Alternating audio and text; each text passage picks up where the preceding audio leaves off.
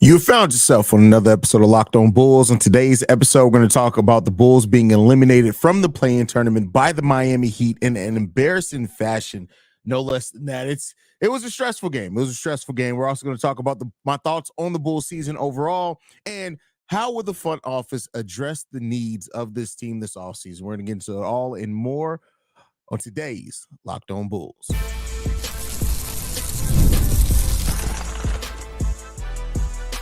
You are Locked On Bulls, your daily Chicago Bulls podcast. Part of the Locked On Podcast Network, your team every day.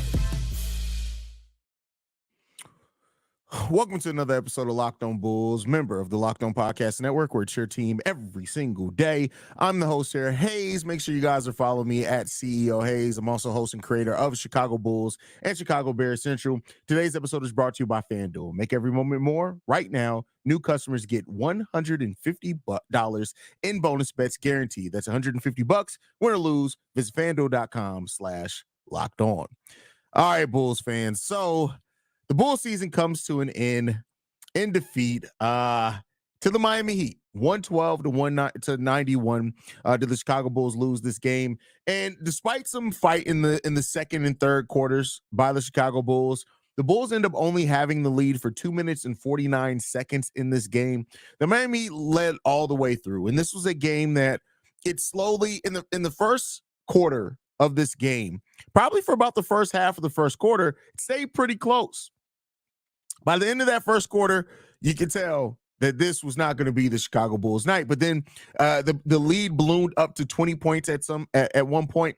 The Bulls get that lead down to 10 going into the halftime. And you kind of felt like, hey, if the Bulls do some things, when you look at the stats in the first half, the Bulls were shooting the ball 27% from the field. The Miami Heat were better, but not much better at 38% from the field. So at that time, it was a game where both teams were shooting the ball bad. The Chicago Bulls had started playing better defense. They had won the turnover battle in that first half, 7-4, right? And you thought, hey, while this first half was ugly, this was an ugly first half by the Chicago Bulls, maybe, just maybe, they were going to be able to get some things together to be able to make this game more respectable, especially because the Miami Heat were not shooting the ball overly well. They only had one player in double digits. That was Haize at the half with 10 points. Tyler Hero was right behind him at 9. DeMar DeRozan had 15 points. The only other Bull to be as high as him was Kobe White with 6 points in that first half. And you thought with the way that they ended it, getting that lead down, maybe, just maybe, they were going to be able to get some things together. And unfortunately, the Bulls weren't. They ended up losing the third quarter after that, 35-23. They won the fourth quarter by 1 point, but at that point, it didn't matter. And the Bulls just, in this game, they were outclassed by culture is the way, and outcoached. Let me make no mistake about it. The zone defense of the Miami Heat gave the Bulls extremely bad fits in this game. You're talking about a Bulls team that took 43 three-pointers in this game, which is probably the most they took all season, and hit that at a 30% clip. But the reason why the Bulls were shooting so many threes is because they could not get to the paint to save their lives against the zone defense of the Miami Heat. This was a loss that I look at and I say, this is the importance of culture.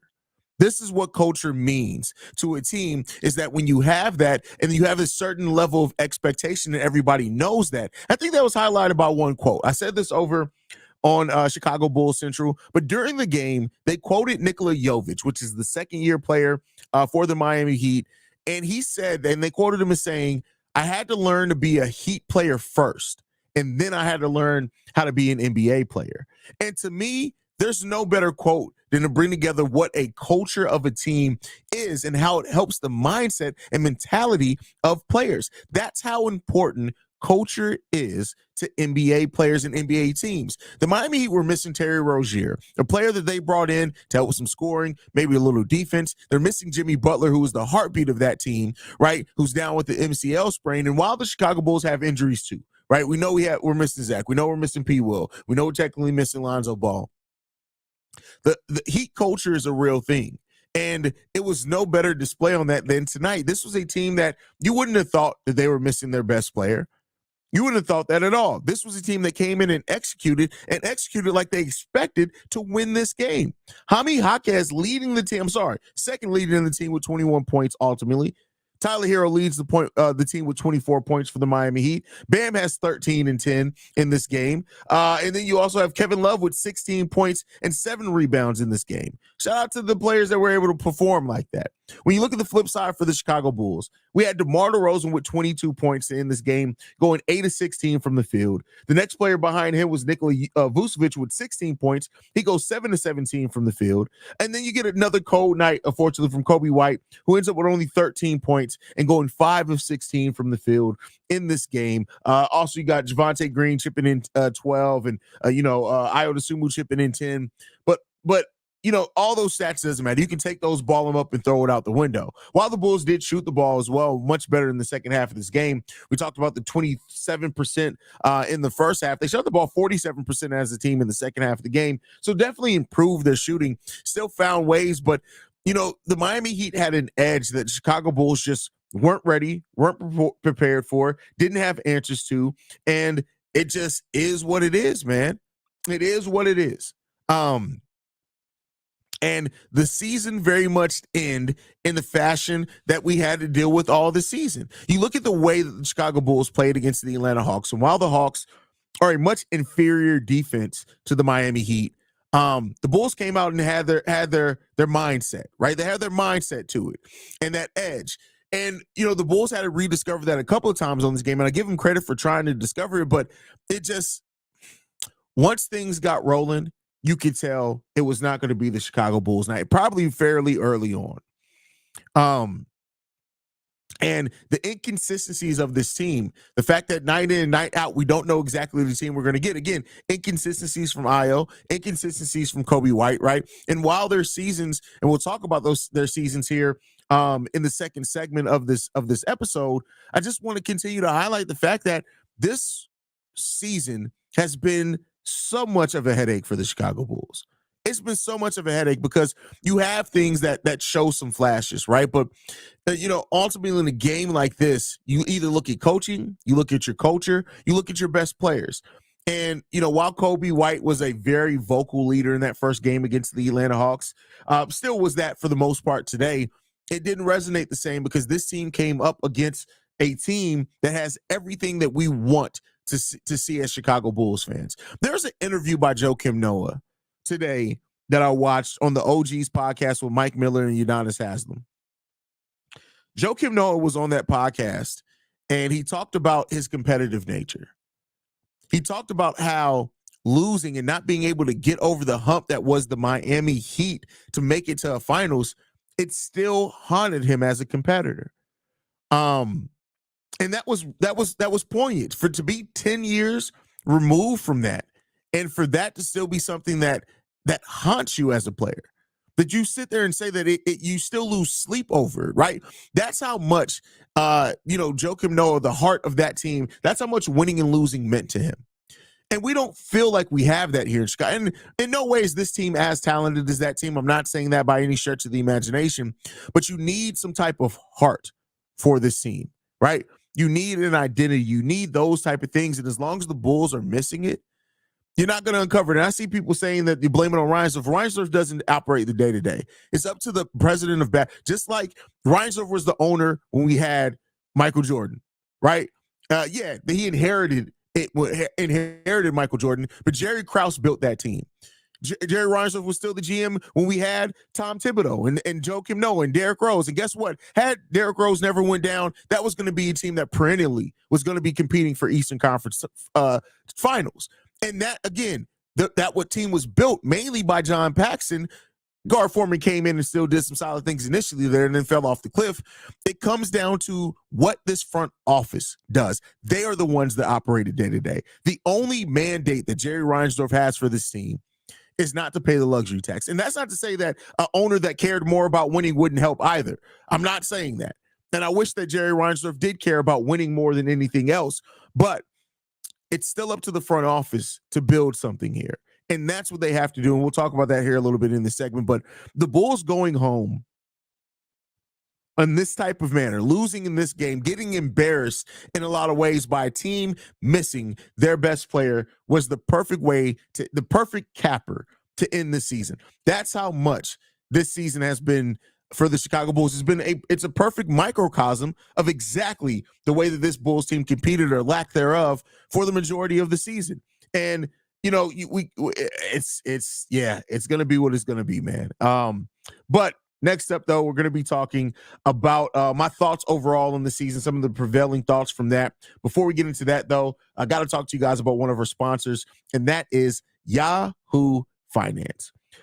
Wouldn't it be great if you could see all your investment and retirement accounts in one place? With Yahoo Finance, you can consolidate your views from multiple accounts into one hub and access the expert analysis you need to tend to your entire portfolio with confidence. Let's get straight to the point. You want to grow your portfolio to deal with the rising cost of inflation, to pay off debt or your mortgage, pretty much anything standing in the way of your financial freedom, right? With Yahoo Finance, you can get access to the news, data, and tools that you need in order to help reach that financial freedom. When it comes to your financial future, you think you could have done it all. You could have saved, you've researched, you've invested all that you can. Now you need to make those investments to the next level, or take those investments to the next level by using what every financial great uses: Yahoo Finance. For more than 25 years, Yahoo Finance has been the brand behind every great investor. Whether you're a seasoned investor or looking for that extra guidance, Yahoo Finance gives you all the tools and data you need in one place. They are the #1 finance destination, producing a holistic look at the financial news cycle, including breaks, news, original editorial perspectives, analysis ratings, independent research, customizable charts, and so much more. Securely link your brokerage accounts to the unified view of your wealth, including 401k and other investments. A comprehensive perspective is what sets apart great investors, and is now Yahoo Finance ensures have you insight to look at your wealth in its entirety. With a community of over 90 million users each month, their real strength is helping you on your way to financial success. For a comprehensive financial news and analysis, visit the brand behind every great investor, yahoofinance.com. The #1 financial destination, yahoofinance.com. That's yahoofinance.com.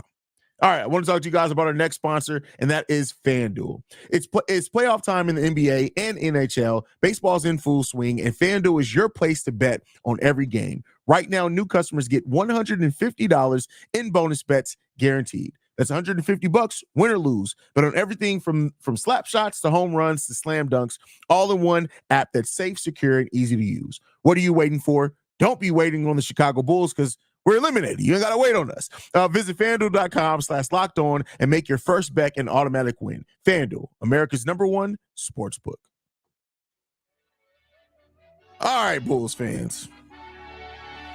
Outside of the trauma that we all deal with as Bulls fans in this community, I want to give my thoughts on this season overall for the Chicago Bulls. And this has been a really, really weird season, to kind of put it all in words. It's just been a strange season, right? When you look at it, there's been positives in the season that you can absolutely look at with the growth of Ayo Dosunmu and Kobe White. These guys have grown so much this season, and not just in production, but also in role, also in stepping up at the right moments, right? Ayo Dosunmu has been a player whose defense has always been kind of his calling card. But then when you look at how Ayo Dosunmu grew this year as leading the fast break, right? We noticed that when Ayo wasn't in the game, those 3 games that he missed, the Bulls' fast break offense sucked.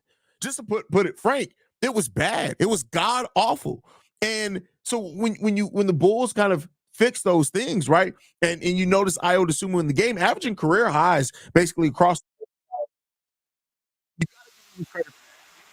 He has in his career at 12.8, shooting the ball 50% from the field. He did shoot it better his rookie season, but not nearly at the volume. His rookie season, he shot at 52%, but that was taken right under 7 shots per game. This year, almost 10 shots per game at 50%. Shot the 3 ball the best in his career, and also the highest volume, 3.9 3-pointers per game, shooting that at a 40% clip, which is really good. Ayo Dosunmu grew so much at understanding how, when, where to use his size, speed, and strength. And, stepping up, and especially while Kobe was out, stepped up even as, taking on those point guard duties a little bit more and showing an increased level of ball handling and passing awareness. And then we all know Kobe White, who throughout this season was definitely a most improved player of the year candidate. I do personally think his slump there towards the end of the season probably put that award in the hands of Tyrese Maxey. We'll find that out here sooner rather than later.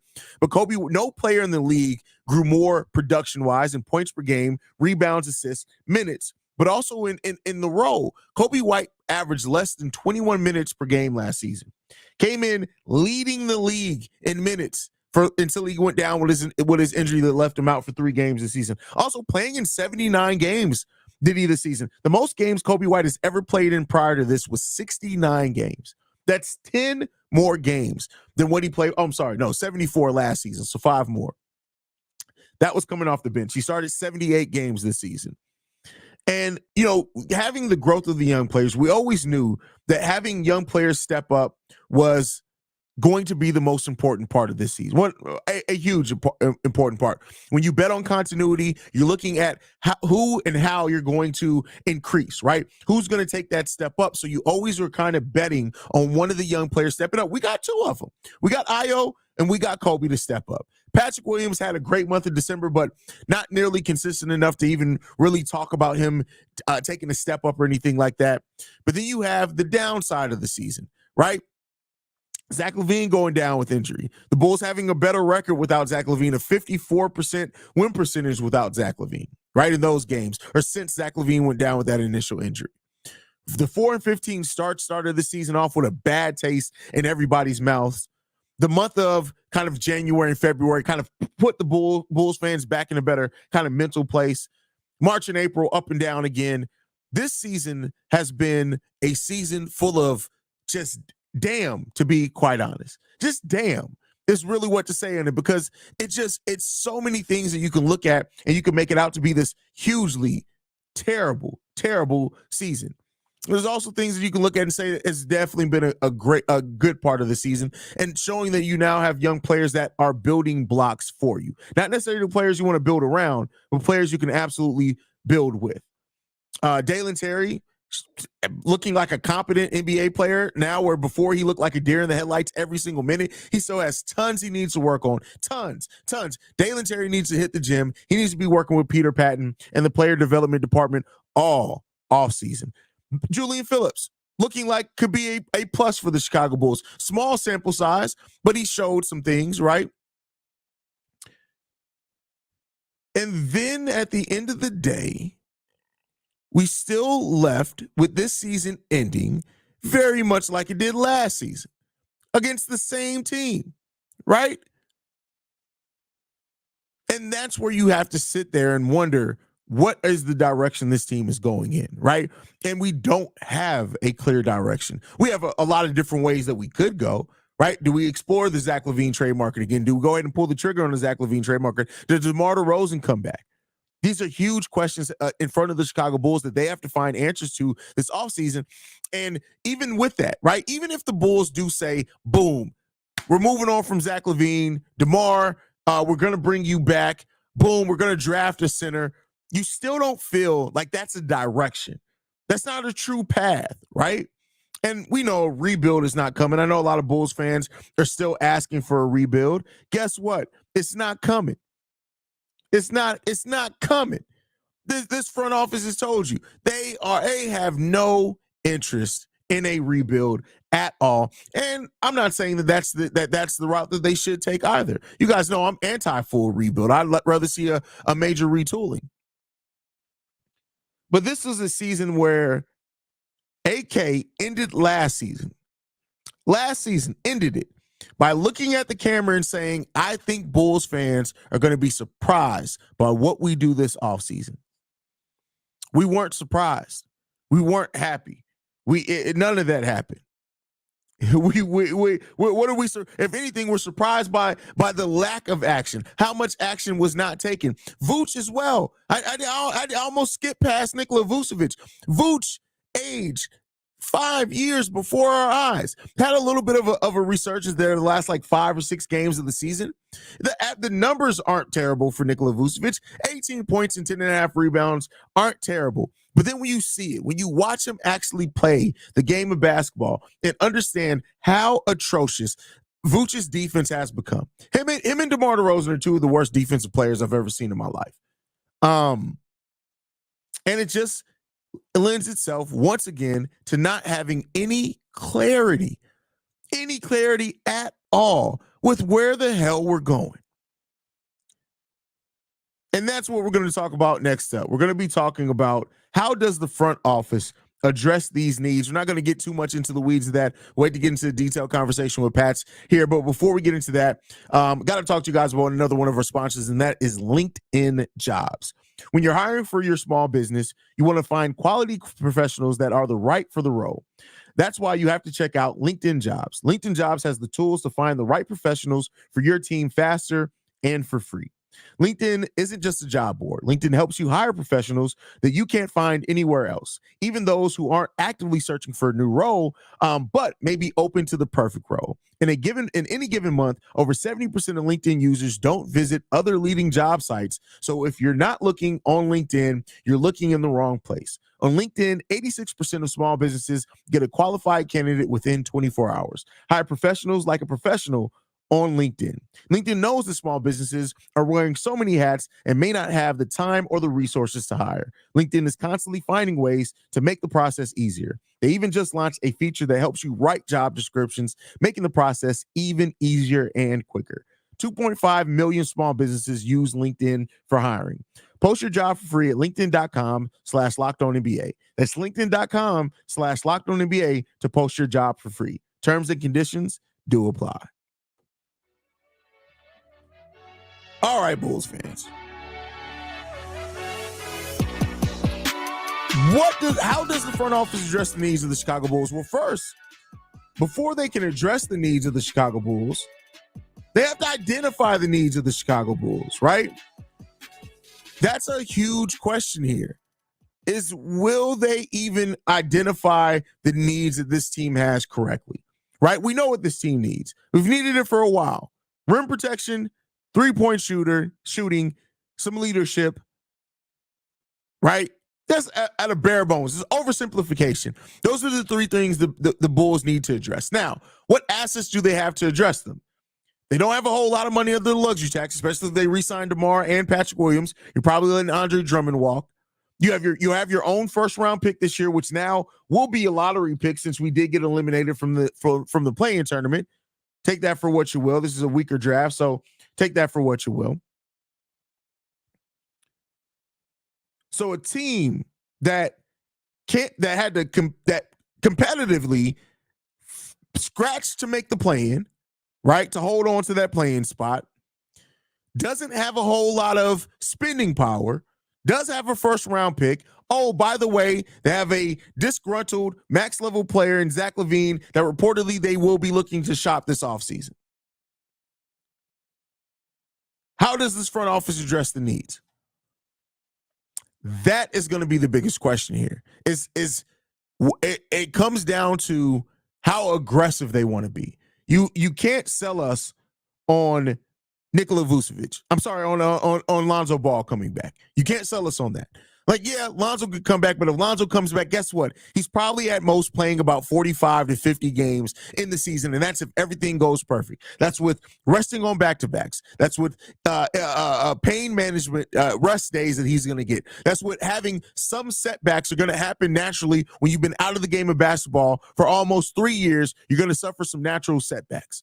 Lonzo Ball coming back does not save this team. And if you think they're going to save this team, I'm not talking about your fans. I'm talking about AK. You're once again behind the 8-ball.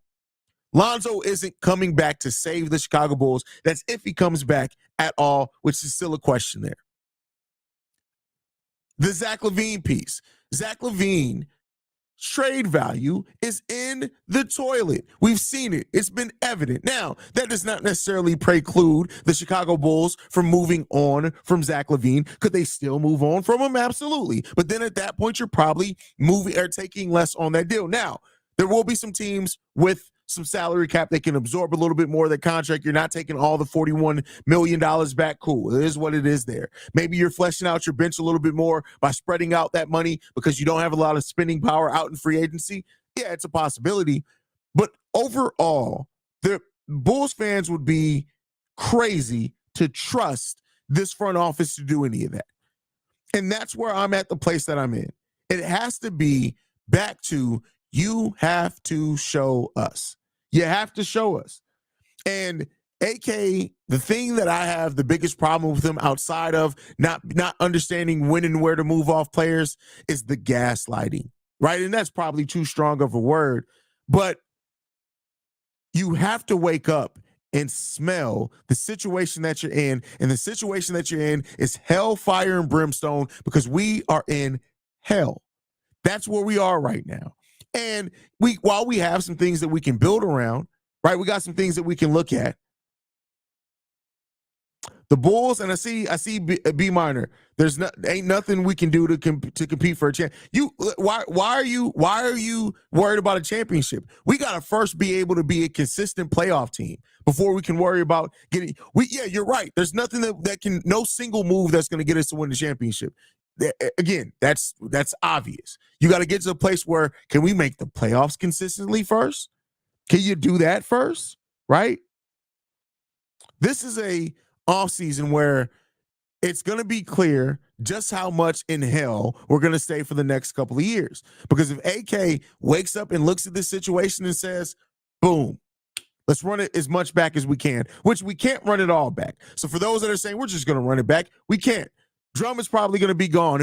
The closest thing that we can get to running back is DeMar Patrick Williams and letting Drum walk and drafting a center. That's the closest we can possibly get to that.